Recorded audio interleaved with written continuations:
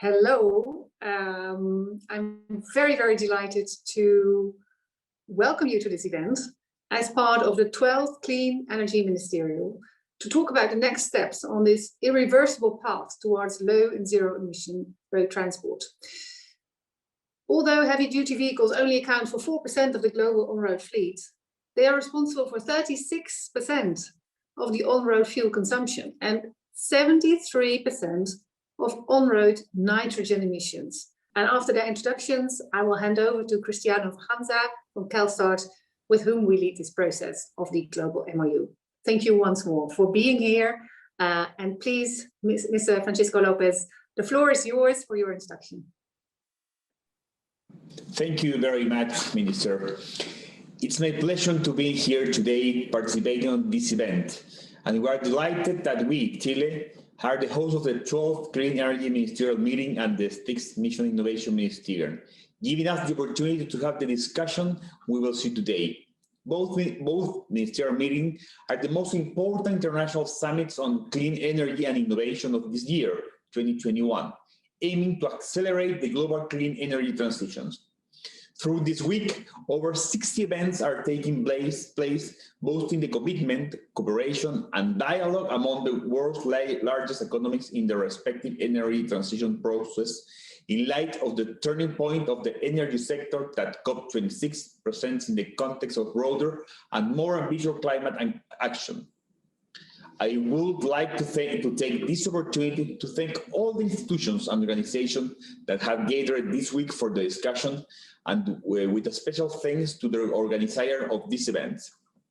Today, we are gathered in the discussion of this Drive to Zero meeting in a manner to accelerate the transition in the medium and heavy-duty transport to reach zero emissions. I am particularly grateful for being here with you, considering the relevance this transportation sector has in our goals to reach carbon neutrality, which is undoubtedly the most important commitment we have as a member state of the COP26. The relevance of this sector speaks for itself, as we know that transport for the people and goods is the first and most important consumer of fossil fuels, thus one of the big responsible of the greenhouse gas emissions worldwide. The challenge we face in the needed to reduce their consumptions and consequent emissions to reach out climate goals that not only comes with environmental opportunities, it also comes with improvement of people's health, as is the air quality improved, and even economical benefits. The latter is mainly to the economic advantage of zero-emission vehicles, which leads into reductions of operation and maintenance costs compared to conventional vehicles. As presented in the decarbonization plans of Chile, the electrification of transport will contribute approximately in the 20% reduction of the emissions in the energy sector to achieve carbon neutrality by 2050, which could give us an example how important the transport sector and initiative as Drive to Zero to achieve our climate goals. In that sense, we have a key and urgent role to play, acting with clear and strong public policies that will allow us to stop the consumption of fossil fuels and promote the incorporation of the new clean technology in transportation, although it is urgent to advance in our Drive to Zero commitment. Thank you very much. Well, thank you, Ms. Van Veldhoven and Mr. López. On behalf of CALSTART and the Drive to Zero campaign, it is my pleasure and honor to co-lead the Global MoU for zero-emission medium and heavy-duty vehicles with the Netherlands. And for those of you who are not yet familiar with us, so Drive to Zero program is a campaign that aims to accelerate the deployment of zero-emission commercial vehicles worldwide. So just last year at the CEM11, Drive to Zero was recognized as a campaign of the Clean Energy Ministerial under their electric vehicles initiative. And at the same time, 9 nations decided to join Drive to Zero, including Canada, China, Chile, Finland, Germany, Japan, Netherlands, Norway, and Sweden. So what exactly is the Global MoU? So it aims to align country targets for zero-emission medium and heavy-duty vehicles ahead of COP26. So we believe this Global MoU will send aligned and clear signals to industry and other governments that a major technology transformation is underway, and that technology is imminent, and ready for key applications, and will soon reach cost parity with conventional technologies, and that we also moves fast. A global MoU will help not only nations achieve ambitious climate and air quality goals, but also drive new investment, technology innovation, and good paying manufacturing jobs, while improving energy security and independence for leading edge nations. So the proposed MoU will really set a goal of 100% zero emission and medium heavy duty vehicle sales between 2040 and 2050, with the aim of enabling nation signers to reach net zero emissions by 2050. And then to boost near-term action in the markets, participating nations are also going to set an interim target in 2030. So in addition to this 100% sales targets, nations will also consider adopting complementary policies, incentives, investments, and other actions through coordinated action. So the MoU will also include a framework for nations to track and to report their progress as they align efforts in this transition to 100% zero emission medium and heavy duty sales. So as leading countries prepare to raise the level of climate mitigation ambition ahead of COP26 in Glasgow in November, the Global MoU will really support their efforts to meet their climate targets. It's really important to emphasize that nations need to work together with businesses to change the industry. So here, I would also like to welcome my colleague, Angela Hultberg, with the Climate Champions, to discuss the importance to align government and business climate ambition action. So Angela, please, the floor is yours. Thank you, Cristiano, and thank you for having me here today. And you're absolutely right, of course. As we now hear countries around the world voicing their support for zero-emission vehicles, for zero-emission transport transformation, it is very important that we emphasize the need for businesses and governments to really work together, because the two need each other. And by working side by side in a collaborative manner, we can really speed up the pace of transition. We're in this together. That's the short version. And it's not a question of if this is going to happen or even when it's going to happen. It is happening right now with new vehicle models being launched, with delivery vehicles and medium duty delivery vehicles being deployed every month by different parties in the industry, and with targets being set and commitments being made by vehicle manufacturers, by the demand side, charging infrastructure companies, all of these different actors in the industry working together. So it's not if and when, it's actually more how can we get there, and by when are we done? When will we get to 100%, and what will it take? Because there's so many pieces of this puzzle. And for businesses, a lot of it is around the business case, of course. It's about the cost of transforming and transitioning, the cost of vehicles, the cost of charging infrastructure. And it's also about the cost of not transitioning. So what will it cost us if we don't change our ways when it comes to emission standards, when it comes to zero emission zones, when it comes to the vehicles we need? So there are so many things we can do, and businesses are ready, and they are calling on governments and policy to really be an ally here and to really work together on this. And the pace of transition will be determined by how committed we are, how determined we are. And the important thing is really this alignment, where we don't talk about chicken and egg and who needs to move first, and do we need policy to be more sustainable as businesses, or do businesses need to show their commitment for policy to take place? No, it's about two parties going together hand in hand, sharing the same vision to get there, because we absolutely can get there if we work together. And the time is really now. And there needs to be a sense of urgency at which we go about this. And I'm hoping that come COP26, we'll see lots of governments signing this. We'll see lots of businesses coming together for that shared vision of a zero-emission transportation system. Thank you. Well, thank you, Angela. I think this is exactly this alignment between nations and industry, and also what you mentioned, the sense of urgency that will really enable the market to move a lot faster. And we definitely need it because, from a climate perspective, we're really running out of time. So it is now my pleasure to moderate a country roundtable with some of the leading nations who have voiced their support to working together to align global targets for zero emission and medium and heavy duty vehicles. So as the first nation to join Drive to Zero and a co-lead of the electric vehicle initiative, I would like first to invite Canada to discuss how zero emission, medium and heavy duty vehicles align with your national priorities. Thank you, Cristiano, for the kind introduction. I'm pleased to join you all today for this call. Just over 2 years ago, in May 2019, Canada became the first country to sign on to the Drive to Zero pledge.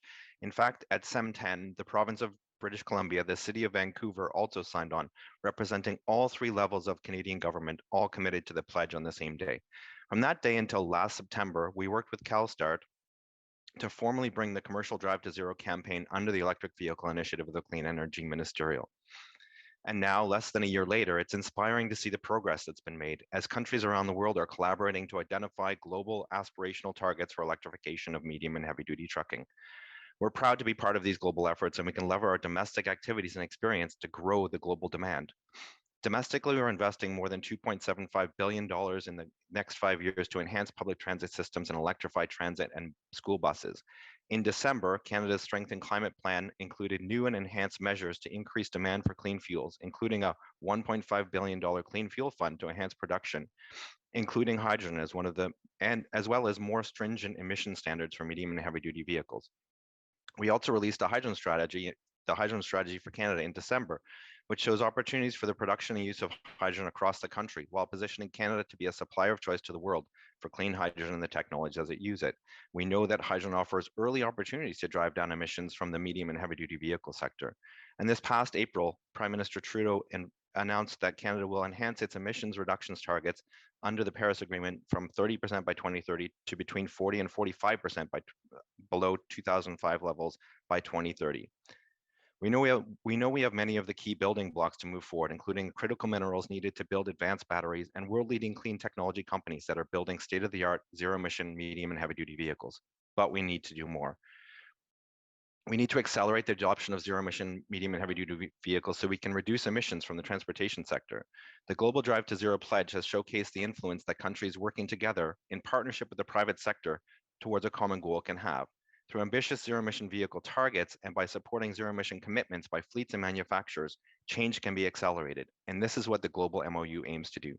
Canada was the first country to sign on to the Global Drive to Zero pledge, and we're pleased to be at the table today to discuss the Global MoU. We can use the discussions stemming from today to continue to build momentum, harnessing our common goals and investments to drive down emissions from medium and heavy-duty vehicles while preparing the sector to thrive in a net zero future, all building up to discussions happening at COP. Thank you for the opportunity to talk today, and I look forward to the discussion.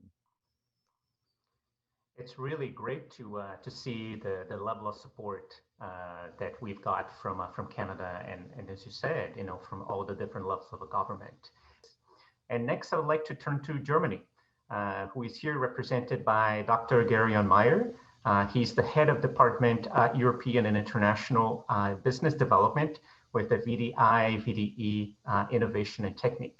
So Dr. Meyer, could you provide some insights on what Germany is doing with respect to zero emission and medium and heavy duty vehicles, and then how you can see Germany benefiting from the global MoU and how it aligns with your national priorities? Cristiano, yes, of course I can, and I'm pleased to do so. So thank you first of all for providing me with this opportunity to confirm on behalf of the Federal Ministry of Economic Affairs and Energy our support of the Drive to Zero campaign, in particular the joint ambition to set global targets for zero emission mid and heavy duty vehicles. Germany has some experiences here with setting sales goals. As you may remember, in 2008, we announced this prominent 1 million electric vehicles on the road by 2020 goal. And I have to say, it worked out very well, and it was driving change a lot in this domain. All German automakers are selling electric vehicles now. Our country is the European site for the 4th gigafactory, as you may have heard. And Germany recently promoted and initiated some more important projects of common European interest on batteries for electric vehicles. And while this 1 million target has not yet been reached last year, I'm sure it will be in the course of this year. So turning to medium and heavy duty vehicles, so primarily trucks from our perspective, the urgency for common policies is obvious, and it has been mentioned before. But the situation is a little bit more tricky from our perspective as compared to passenger cars. And that's mainly due to 3 reasons. And let me quickly explain those. The first one is a political one. So 2 years ago, the European Union adopted a regulation to reduce targets with reduction targets for average CO2 fleet emissions from new trucks, saying that by 2030 should be 30%. This applies to large lorries, will be reviewed and further extended to more vehicles and vehicle classes soon. And that's binding for us in Germany here, of course, and it seems to roughly fit the 30% sales targets of the campaign already.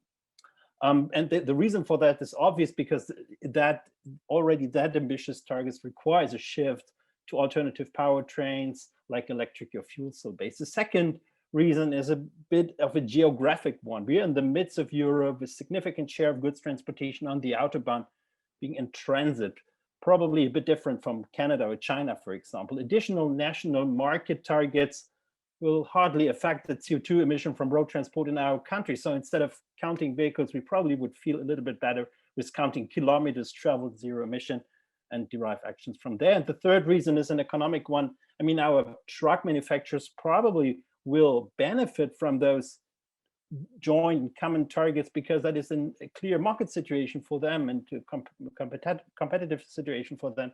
But on the other hand, operators of trucks oftentimes are small and medium-sized companies, forwarding operators that reach purchase decisions with great care. And for them, the access, for example, to high-power charging, hydrogen filling stations is a sine qua non. So targets and decisions on infrastructure options are essential when we are talking about zero-emission trucks. So in this view, rather than the targets alone, also the exchange of knowledge and views, the joint understanding of the best way forward, that's essential for us here in Germany when supporting this global MoU.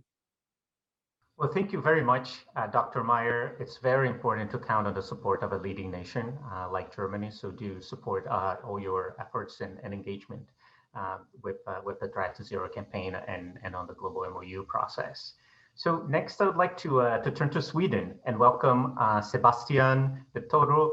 He's the State Secretary of the Ministry of Infrastructure in Sweden. So Mr. de Toro, could you please provide some insights on Sweden's plans to accelerate zero emission and medium and heavy duty vehicles? Dear colleagues, Sweden is aiming to become the world's first fossil fuel-free welfare nation. By 2045, greenhouse gas emissions from several sectors in Sweden, including transport, need to be in principle zero. We need to dramatically increase the pace of the global transition in the transport sector. A rapid electrification and a transition to sustainable renewable fuels is badly needed, along with increased transport efficiency. Fortunately, a lot is going on. The industry is ambitious. Scania and Volvo Trucks expect over 50% of the new trucks in Sweden to be fully electric in 2030. We need to keep up with the industry, both to reach the climate objectives, but also to assure that it does not slow down. When it comes to road transport, the technologies are here. Now is the time for implementation.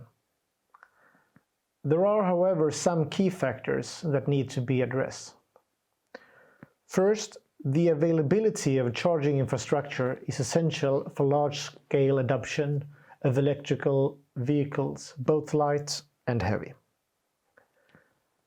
In Sweden, we coordinate cross-sector actions to deploy a charging infrastructure that is convenient for the users, for the operators, and supported by the electricity grid. Second, sustainable batteries and green steel are essential for electrical vehicles, and the life cycle impact of them must be reduced. We are happy to have Swedish companies aiming to put green steel on the market. Not to forget Northvolt, whose mission is to build the world's greenest batteries. In 2020, Sweden surpassed a 30% market share of plug-in electrical vehicles in new car sales, which is the largest market shares of the European Union and third globally. For example, Sweden currently hosts the largest electrical bus fleet in the Nordics. We promote electric cars, electric trucks, and electric buses, and co-finance charging stations for passengers' cars as well as for heavy vehicles. The Swedish government will invest around 100 million euro on the establishment of fast charging infrastructure for a regional freight. We are also preparing for permanent electric road systems. The transition has begun, but we need to raise the ambitions, both for light and heavy vehicles. We need to work together, regionally and globally, to achieve results. So we would welcome a discussion on a global MoU. Together, we can reform the transport sector. Thank you.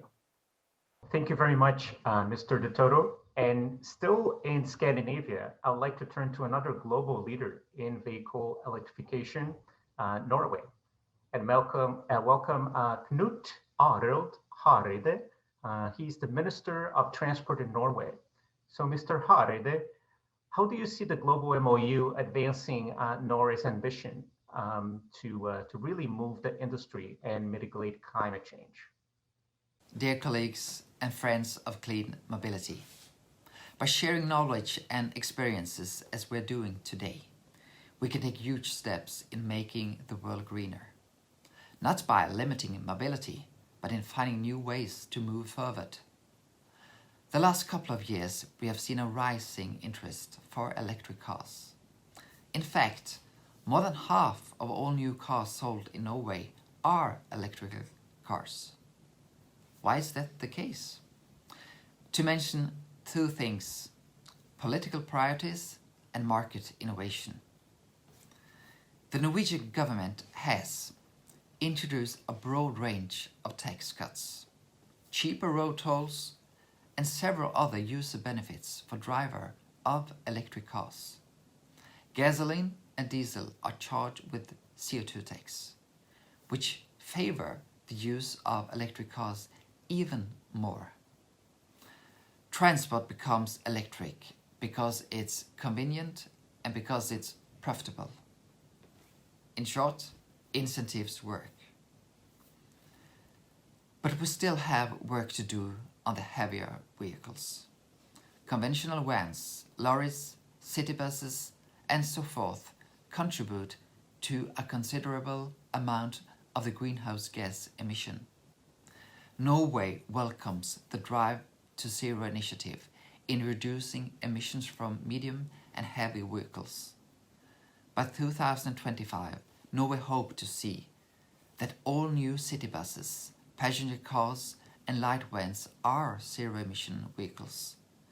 And by 2030, we hope that all new heavy vans, 75% of new long-distance buses, and 50% of new lorries should be zero-emissions vehicles. If we meet our targets within 2030, we will be on the right track, reaching our goal of a low-emission society in 2050 and beyond. Sharing knowledge and working together is an important step in supporting a developing industry for zero-emission medium and heavy-duty vehicles.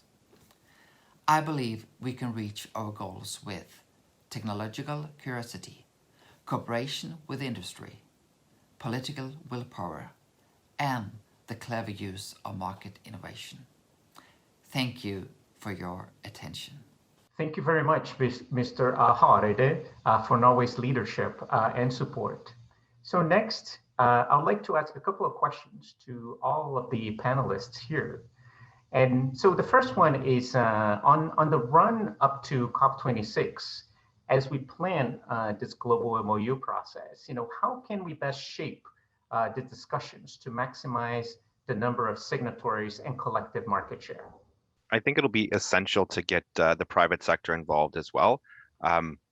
Not just governments and governments. It's really, as we heard in the last speaker, the push needs to also come from those that are going to be adopting these vehicles. They need to be at the table from the beginning during these discussions. So as much as we can work government to government, the private sector plays an essential role, both on producing and making the vehicles available, but also on operating the vehicles afterwards. Absolutely. I think, this is why, as part of this process, we're engaging in parallel with the countries and with the businesses as well. So there can be some level of alignment in goals as well. So very, very strong point. Could I add to that? Absolutely. I really fully agree. If we look at how we undertook the development to green transport in the Netherlands, we started, let's say, from the heart of cities, collaborating between governments and the private sector, both the producing private sector, but also, let's say, the consuming private sector that's actually buying all of the vehicles, and in corporate collaboration also with the providers of the infrastructure. The charging infrastructure, both electrical and hydrogen charging, is of course an essential element of increasing our speed.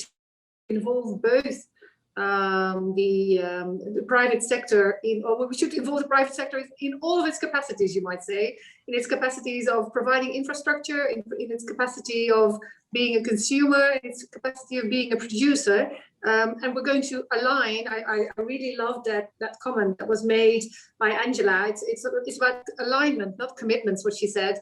And in that alignment, I think in the run-up to our Global MoU, it will be very, very good to ensure that we also align well enough with the charging infrastructure, because otherwise, for example, as a politician, if you go to Parliament, one critical question about can we charge all of those trucks, or can we load all of those trucks with hydrogen? Do we have sufficient charging infrastructure for all of those ambitions? And of course, there can only be one answer. Yes, there will be enough in time, and therefore we need to align.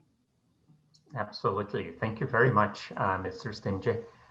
Any other insights? I think the last point cannot be supported even more. I mean, it is essential to have particularly the infrastructure providers included, because the way we provide energy to the trucks and to the heavy-duty vehicles, this will be the essential question for the technology choice, of course, whether you have a hydrogen or electrified truck, or whether you have the opportunity of changing, inserting a battery, whether you have the opportunity of high-powered charging, fast charging. A recent study that we had here in Germany was saying that if we want to just achieve the European 2030 goal, it would require some 1,000 or 1,200 or so fast chargers for trucks at the Autobahn. And I'm talking here about 350 kilowatts or so. I mean, that's far more than a giga charger or supercharger. It's really an investment that you need to do in infrastructure. So choices here are on the whole system, right? And this requires a good agreement, good understanding of what the most effective solutions are, and to share that knowledge in order to avoid fragmentation and reach and accelerate common goals.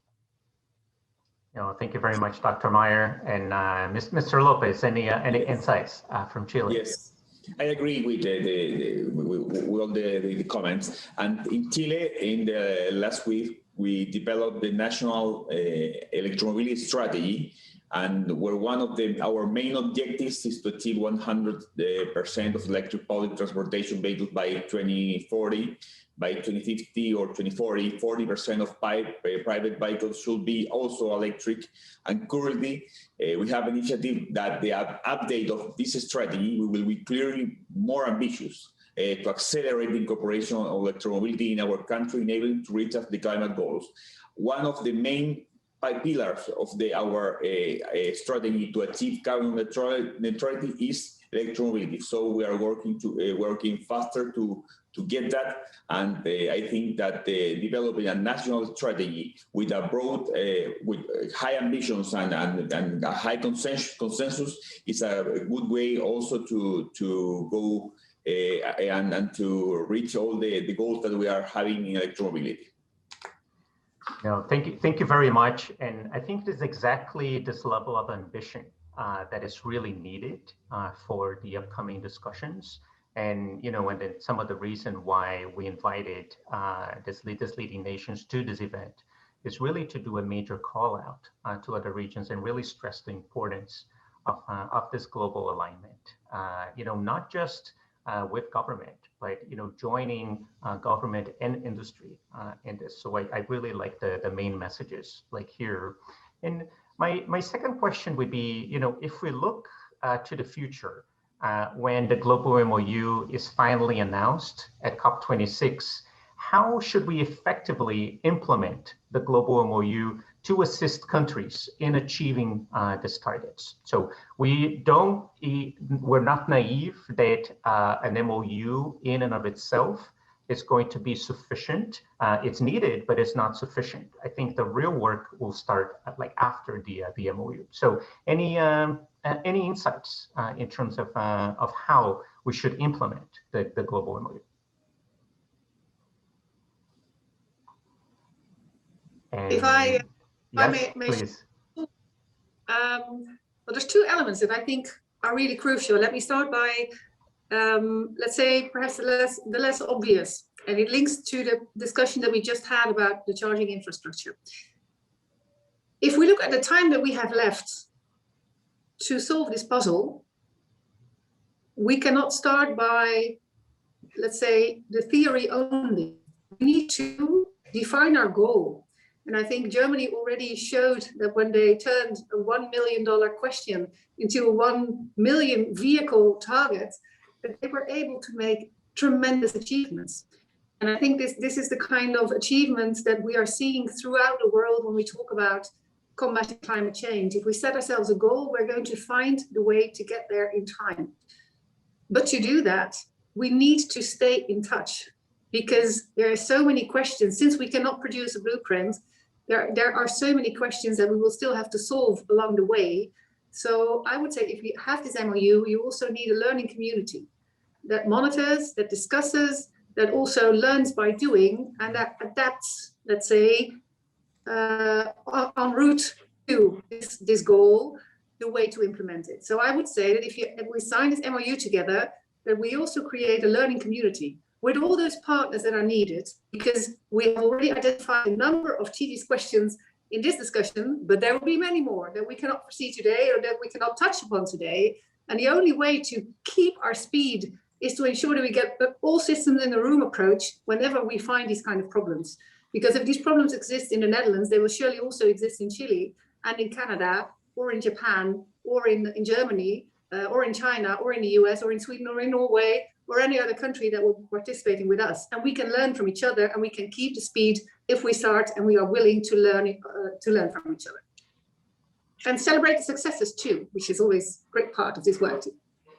Exactly. Yeah, no, I'm really happy that you mentioned that, Minister, because this is exactly why, the Global MoU is grounded on the Track to Zero campaign of the Clean Energy Ministerial. So there is already a continued forum for country discussions, so that there is this venue for cross collaboration. Any other insights from the panelists? Thanks, Cristiano. I'm glad you mentioned the electric vehicle initiative under SAM. There's lots of there's 4 years that we've been delivering the EV 30 at 30 campaign, which is essentially the same as what we're trying to do through this MOU. So there's lots of learnings. Has there been missteps? Absolutely. That's the nature of why we're here. So we can build off all of those lessons learned. We need to have, that's why we're saying we need to have private sector at the table from day one. And that's vehicle manufacturers as well as infrastructure. I think it's also important to realize trucks don't stop at provincial or territorial borders, right? That's the nature of freight flow. And so it's great if we can get the more communities, the more businesses, the more governments we have working together, both in North America and in Europe and in South America, the more aligned it is, the more infrastructure corridors we can build out, the more public awareness we can build across all of the end users. And then also alignment on codes and standards is going to be essential as well. It's fine and dandy to have vehicles on the road, but if those vehicles can't charge in the next jurisdiction because of differences in regulations and codes and standards, there's no point, right? That's the nature of transportation. So as much as we can talk and bring in all these people, everybody along the entire value chain have to be part of the discussion from day one. That's a key learning we learned out of the EV 30 at 30 campaign. No, thank you. I think it's really insightful to to talk about the need for equivalent investments in infrastructure, because the vehicles are just only part of the equation, right? So I think that can also be like a good raw material for the global discussion, the global MOU discussions. Any other insights from Chile? Yes, thank you, Cristiano. Yes, it's a lot of learning from this initiative and from the experience of another countries. And in order to help our countries and in Chile to achieve a medium and heavy duty fleet with zero emissions, it's essential to have needed supply of electric vehicles with electric batteries or fuel cells technologies. Furthermore, it will be important to demonstrate its performance in similar conditions to the existing, for example, in Chile, or could have been proved here for Texas. As an example of the importance of this, we can find that in Chile, the mining industry requires that heavy duty vehicles perform in high altitude mines. So these initiatives help in this order, and they require supplies and enabling measure in order to foster the developing of electrification in our transport. Added to the current policies and initiatives that we have, it could lead us to decarbonize our transport sector. And it will be necessary a continuous cooperation, sharing experience among signatories in order to accelerate the implementation of achievement for our Drive to Zero goals. Declaring and serious intention as Drive to Zero, combined with our goals and develop public policies, will give a clear signals to stakeholders and will also motivate others to join this, to sign this MOU and the ecosystem of the medium heavy duty zero emission vehicles. Thank you very much, Mr. López, and that's really important to to have this additional engagement with other countries as well. So, Dr. Meyer, any perspectives from Germany? Well, there's, I think, little lessons that we can learn here from our experiences in Europe. And that is, I mean, on the one hand, we are used to handling diversity. On the other hand, we're trying to manage, running into the same direction. And maybe from that point of view, there's a couple of things that we can take into implementing the policies. And the first is probably should avoid trying to rate all the countries completely against the same standards. Yeah, I mean, there's difficulties in the economic situation, there's difficulty in the policy situation, and so on.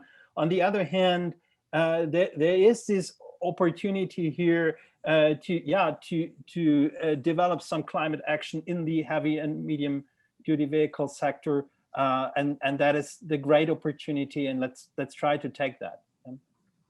Yeah, no, I would like to to thank all the panelists for your insights and really for voicing the need for this aligned targets, for raising the level of ambition, for working together, engaging with businesses. And we obviously could discuss the topic for a while longer, but unfortunately we're really short on time, pun intended here. And so we'll need to pause our discussion for the time being. So I'd like to thank you all for your leadership, for your support, and for your willingness to work together to expand the market for zero emission medium and heavy duty vehicles. So next, I'll like to give continuation to the next part of the agenda. So I'd like to turn to another leader, which happens to be where I live in California. So last year, California adopted the world's first and most ambitious rule for zero emission trucks, which is called the Advanced Clean Trucks Rule.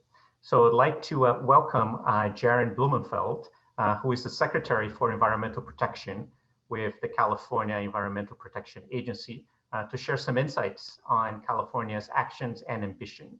So please, Mr. Blumenfeld, the floor is yours. Hey, my name's Jared Blumenfeld. I really appreciate you inviting me and California to the Drive to Zero campaign during this important clean energy ministerial. Really want to focus on both our collective ambition and the implementation to drive towards zero emission medium and heavy duty vehicles.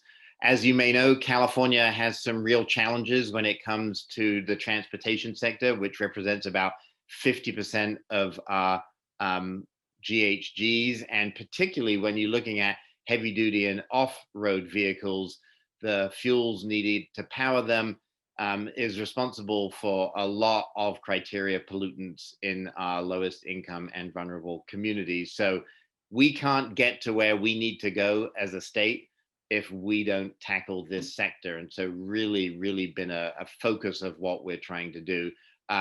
We look at NOx, nitrous oxides, and particulate emissions from this sector, and they pose a very serious threat to both our economy and the health of our citizens. So we're moving forward, and the zero emission heavy duty vehicle pathways, when we look at where they're going, how they're going, as I mentioned, they go through vulnerable communities that are adjacent to warehouses, highways, ports, and other emissions hotspots. So California is leading the nation in establishing programs and regulations to facilitate the transition away from polluting heavy-duty vehicles towards zero-emission technologies, using a strong equity lens so that no community is left behind. California is setting a path towards 100% zero-emission medium and heavy-duty vehicle sales by no later than 2045, with significant milestones along the way to monitor progress. That's key. We can't just set goals in the distant future that are beyond any of the political lifetimes that we're in. We need to have those milestones along the way to make sure we're getting there. So the environmental and economic benefits of this leadership are also significant. For example, Advanced Clean Truck Rule, which was a first in the world rule requiring truck manufacturers to transition from diesel trucks and vans to electric and zero emission trucks beginning in 2024, will provide $5.9 billion in estimated net savings to the state of California, an additional $8.9 billion in estimated health benefits. It'll avoid premature mortality, emergency room visits, hospitalizations, and lost work days. And it will create, which is incredibly important as we work our way out of the economic impacts of the pandemic, it will create about 7,500 jobs in the state. So for us, partnership is everything. We can't do this alone. California may be the 5th largest economy in the world, but we're only 1% of global emissions. So we need to do everything we can with every single entity that wants to partner with us. We're currently working with 14 other states in the District of Columbia on an MoU that really neatly fits into what we're talking about today to accelerate the adoption of zero emission medium and heavy duty vehicles. We love the partnership. Want to thank particularly the Dutch Environment Minister Stentje for her incredible work to push this globally.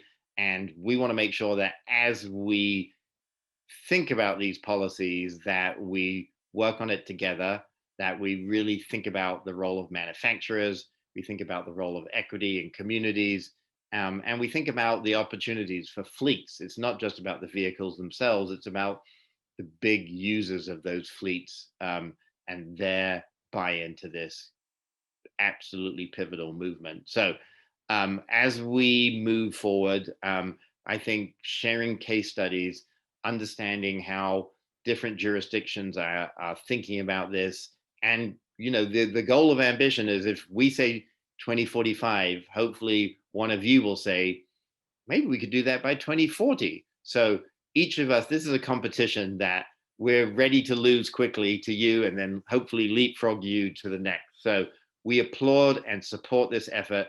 We want to align our ambitious global targets for zero emission medium and heavy duty vehicles through a clear global MoU ahead of COP26 in Glasgow, and California's all in, ready to help do what it takes to make this happen. Thank you, and look forward to the rest of this conference.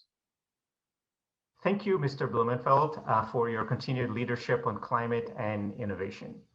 So we've been talking a lot today about climate ambition and COP26. So we have the honor to welcome Rachel McLean, the Parliamentary Secretary of State of the United Kingdom, to discuss how zero-emission medium and heavy-duty vehicles can help countries raise the climate ambition ahead of COP26. And the Secretary, please, the floor is yours. Thank you for kindly inviting me to participate in this digital dialogue as part of the 12th annual meeting of the Clean Energy Ministerial.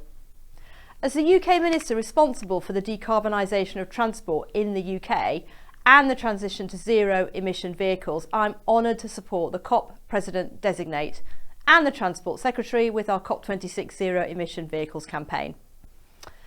Domestically, we're going further and faster to decarbonise transport by phasing out the sale of new petrol and diesel cars and vans from 2030, and from 2035, all new cars and vans must be zero emission at the tailpipe. This will help us meet our climate change obligations. It will improve air quality in our towns and cities and support economic growth. After cars and vans, heavy goods vehicles are the largest contributor to domestic transport greenhouse gas emissions in the UK. Zero-emission HGV technology is at an earlier stage of development than cars, and we will need to transform the sector much faster to meet our economy-wide net zero target by 2050.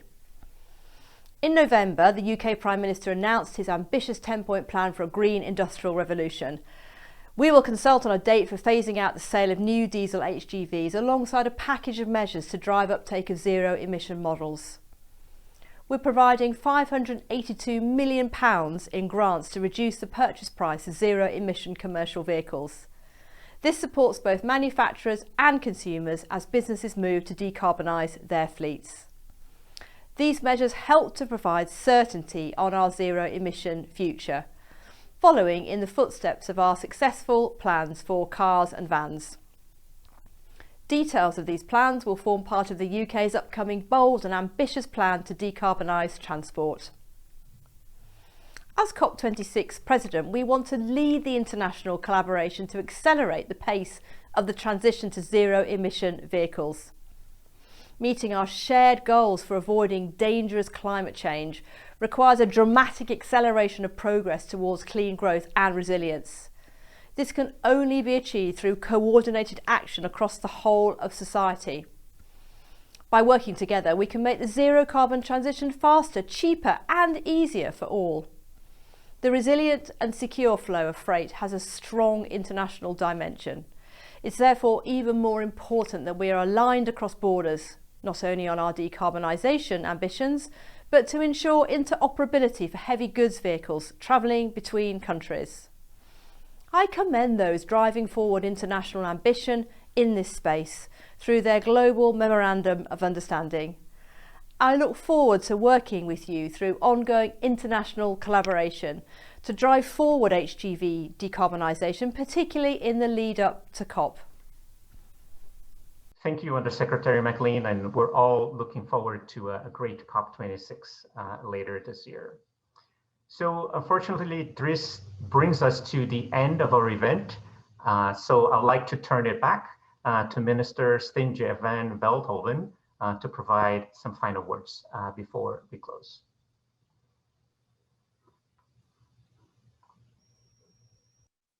Thank you so much.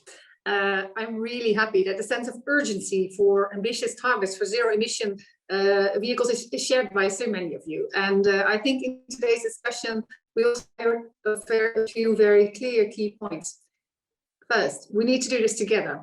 Governments and businesses and cities, we really need to align our efforts. We are already committed, but we also need to be aligned. And the more we do that, the better and faster and cheaper the transition. And I think it is really, really crucial that we understand that these trucks are going across borders. So the better we align, the faster it will go, because these trucks need to cross borders, and we should make sure that those borders in reality are no borders for cross-border e-vehicles. So we will not have a blueprint, so we will need a learning community to make the transition happen, to learn and progress with a very clear goal in mind, a goal aligned with the Paris Agreement. I think with the Global MoU, we can really together break the deadlock which is there between supply and demand. And those are the chicken and egg, you could say, but like many of you, I've also said a nest is crucial. Those vehicles need to be able to be charged, and we need to find the best way to do that. So if we don't have interoperable cross-border charging infrastructure, again, nothing will move. So we have a great challenge, but we also have a great group of countries together here that is willing to make this moving. I've heard support from Canada, Sweden, Norway, Chile, Germany, California, the Netherlands, of course, you can count on us too, the COP26 presidency and the high-level climate action champion and California to build this momentum for this Global Memorandum of Understanding. And of course, I hope many more countries will join. The larger the group of signatories at the COP26, the stronger the signal we can send to the market, and the more we can accelerate this much needed transition.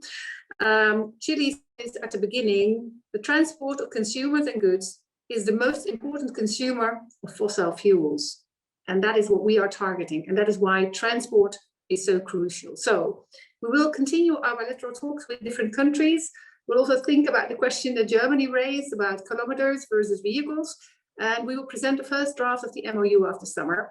So I'm very excited, of course, thereafter to invite you to sign the MoU at COP26.